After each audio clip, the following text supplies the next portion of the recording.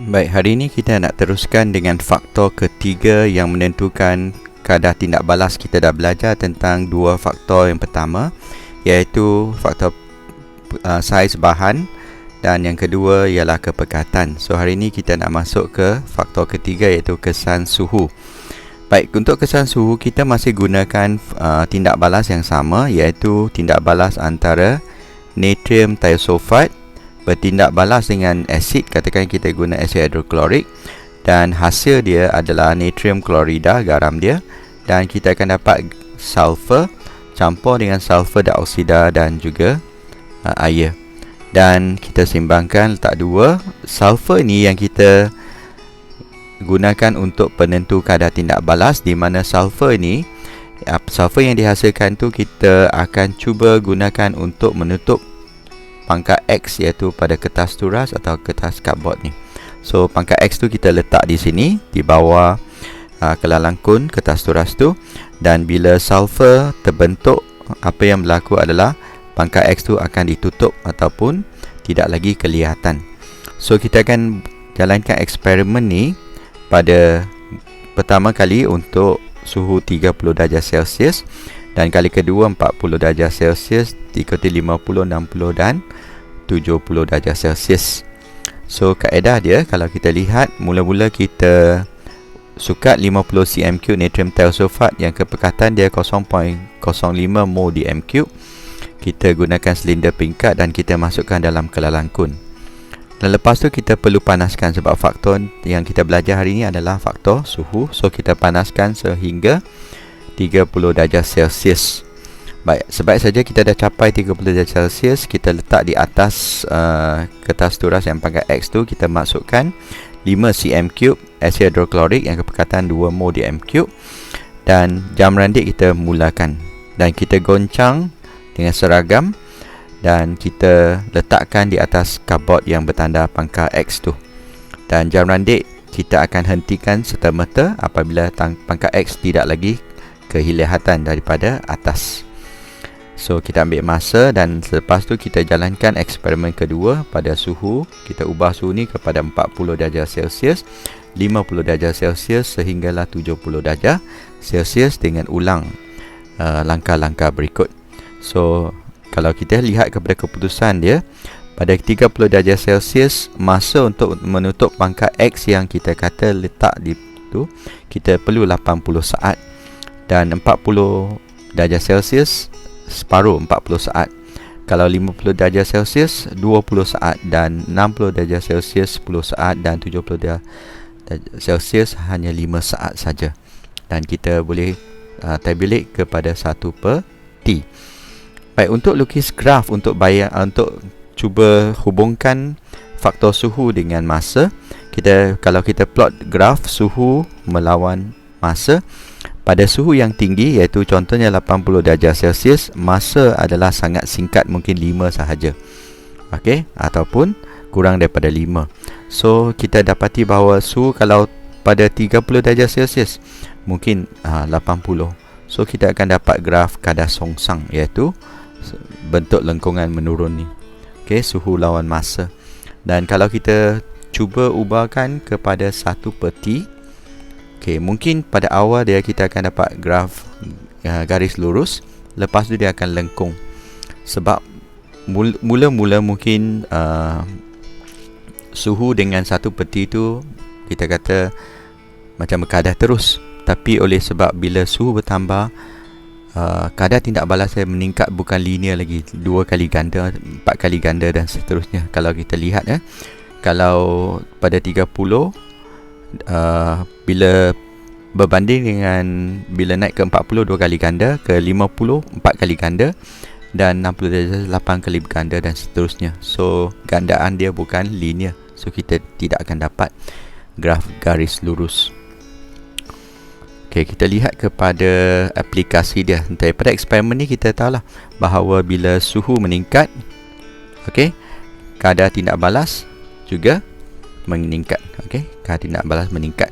So kalau suhu rendah bermakna kadar tindak balas adalah rendah juga. So contoh pada peti sejuk, kalau kita sejukkan sesuatu bahan atau makanan pada negatif 20 darjah Celsius, sangat sejuk, okey, apa yang berlaku, makanan tu tidak akan tidak akan rosak lah, sebab semua tindak balas kimia akan berhenti.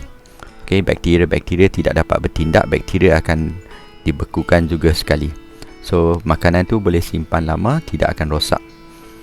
Dan kalau kita nak masak kentang, kita boleh masak dengan air rebus ataupun kita goreng dengan minyak. Kita dapati bila goreng dengan minyak mengambil masa yang sangat singkat, sebab minyak ni kita kata suhu mendidih dia sangat-sangat tinggi berbanding dengan air. Air dia hanya maksimum 100 darjah Celsius saja.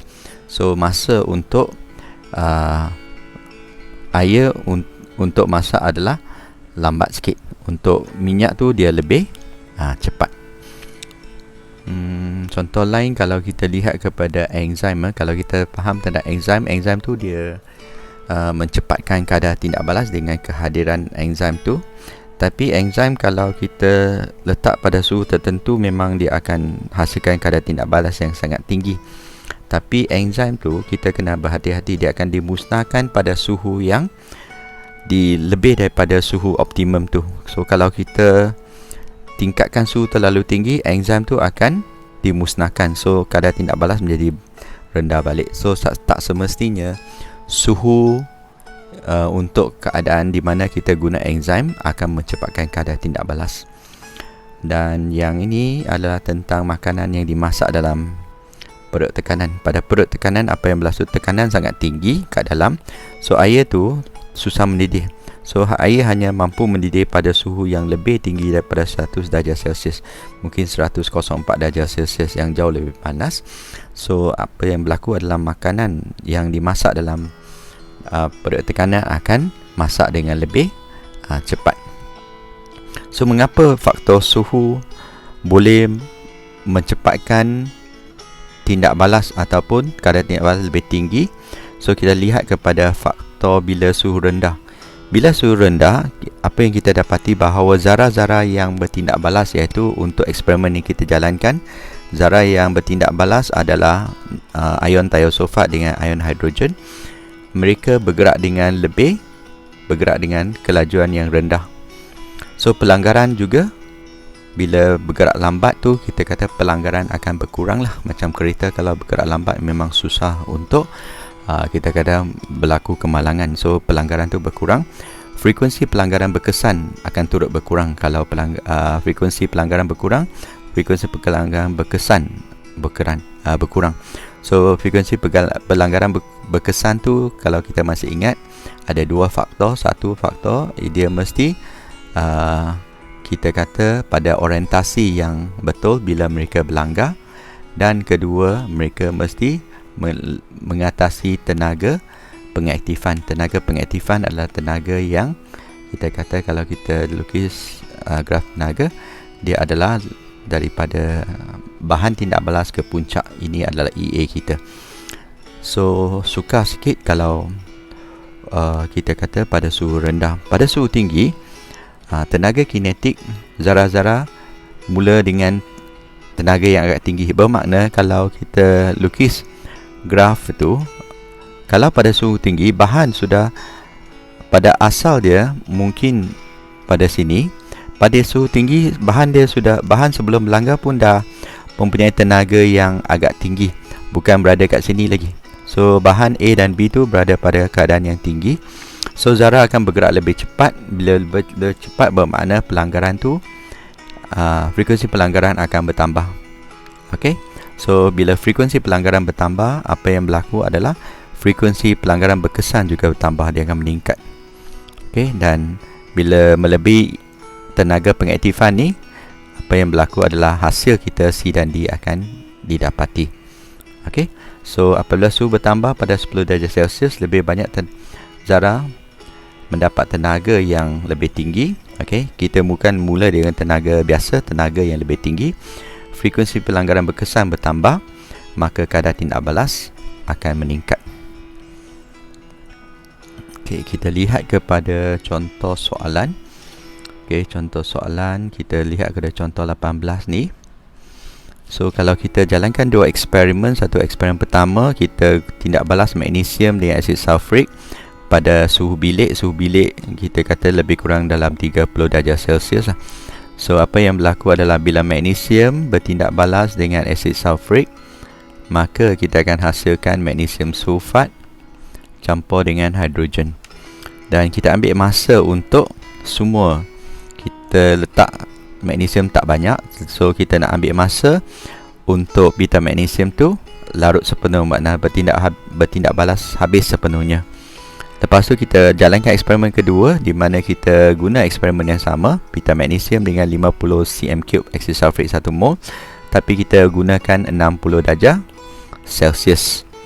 So kita bandingkan masa. Mula-mula kita bandingkan masa. So masa untuk 60 darjah Celsius, iaitu eksperimen 2 tu biasa lebih singkat. Eksperimen 2 lebih singkat. Lepas tu dengan merujuk kepada teori pelanggaran. Teori pelanggaran kita biasa ada 4 ayat yang kita belajar biasa. Kita mesti terangkan perbezaan masa yang diambil. So suhu eksperimen kalau kita nak terangkan, yang pertama adalah terangkan sebab dia. Suhu eksperimen 2 adalah lebih tinggi. Bila suhu lebih tinggi, purata tenaga kinetik pada ion hidrogen dengan atom magnesium, zara-zara yang bertindak balas, adalah lebih tinggi. Okey, so suhu tinggi, tenaga kinetik tinggi, maka zara-zara bergerak lebih laju. Okey, itu faktor pertama, sebab dia. Lepas tu kita mesti nyatakan frekuensi pelanggaran antara ion hidrogen dengan atom magnesium yang bertindak balas tu bertambah. Frekuensi pelanggaran bertambah. Seterusnya, kita boleh nyatakan bahawa zarah tu selain daripada frekuensi pelanggaran bertambah, dia pada asal dia sudah mempunyai tenaga yang lebih tinggi. Sebab pada suhu yang tinggi, mereka sebelum berlanggar pun mempunyai tenaga yang jauh lebih tinggi. So mereka senang untuk mengatasi tenaga pengaktifan. So ini akan meningkatkan frekuensi pelanggaran berkesan. Maka kadar tindak balas eksperimen 2 adalah jauh lebih tinggi, ataupun masa yang digunakan adalah lebih singkat. So ulang balik, kalau kita nak terangkan tentang faktor dari segi teori pelanggaran, kita mesti ada 4 ayat. Pertama, kita tentukan sebab dia, suhu. Sebab dia adalah suhu yang tinggi tu, purata tenaga kinetik adalah lebih tinggi untuk ion hidrogen dan ion magnesium. Zarah bergerak lebih cepat, maka frekuensi pelanggaran antara ion hidrogen dan magnesium meningkat. So yang ketiga, kita kata zarah mempunyai tenaga yang lebih tinggi dan frekuensi pelanggaran berkesan juga meningkat, maka kadar tindak balas juga akan meningkat ataupun kadar tindak balas lebih tinggi. Okay, so kita berhenti setakat ni untuk hari ini. Kita akan kaji faktor mungkin pada pelajaran yang akan datang.